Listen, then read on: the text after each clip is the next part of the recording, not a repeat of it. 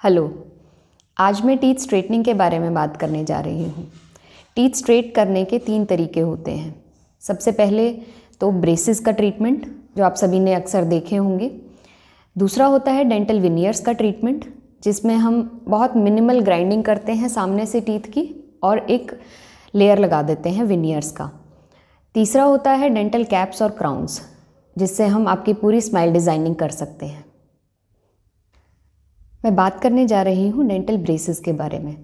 Dental braces 2-3 तरीके के होते हैं और हर केस पे डिपेंड करते हैं कि किसको कौन सा सूट करेगा, कौन सी एज में सूट करेगा और कितना ट्रीटमेंट टाइम चलेगा उस ट्रीटमेंट का।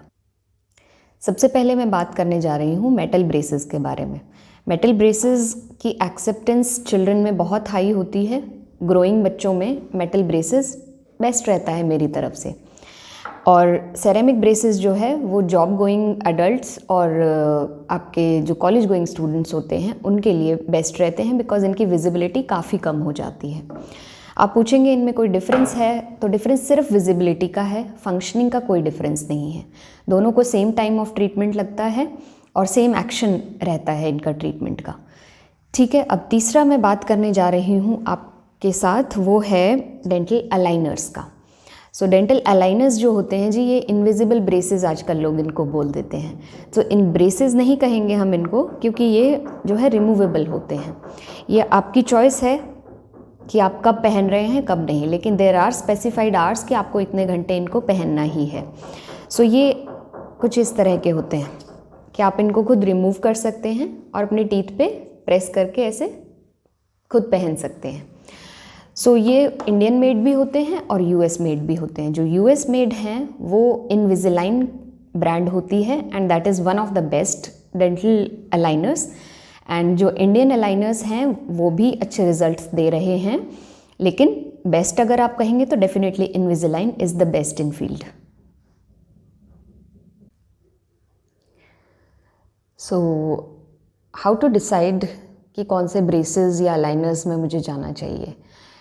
You have to leave the majority of decision on your dentist, because आपका केस क्या है, कितना सिवियर है, कितनी टाइम में हो सकता है, एक्सट्रैक्शंस रिक्वायर्ड होती हैं या नहीं होती हैं, इन चीज़ों पे डिपेंड करता है।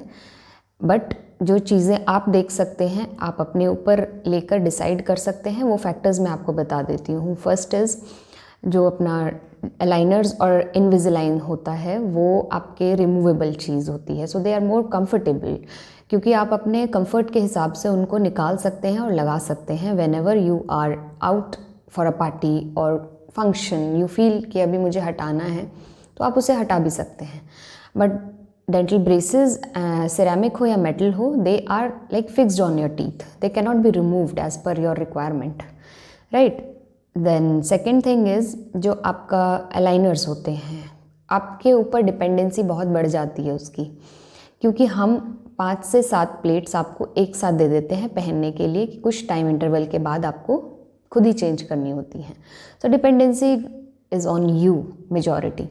लेकिन सेरेमिक और डेंटल ब्रेसेस के लिए आपको हमारे पास हर मंथ आना पड़ता है एक सेटिंग के लिए, जिसमें हम वायर्स चेंज करते हैं और फोर्स चेंज हो जाता है टीथ के ऊपर।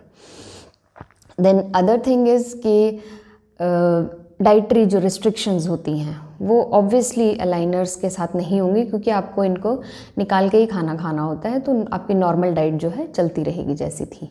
लेकिन ब्रेसेस के साथ obviously like biting something from the front, तो आपके जो ब्रेसेस होते हैं टीथ पे वो टूट सकते हैं। इसलिए डाइटरी रिस्ट्रिक्शंस होती हैं, जो आपको पीछे से ही खाना होता है, फ्रंट से आप ऐसे बाइट नहीं कर सकते हैं कुछ। So another factor, coming to the cost factor, is the dental aligners are definitely costlier than the traditional braces, and that's the cost of your comfort. And dental braces are definitely cheaper than aligners. So wishing you all the very best in taking a wise decision of choosing the right kind of braces that you or your kids need. And definitely take the help of your neighborhood trustworthy dentist to help you decide the right thing.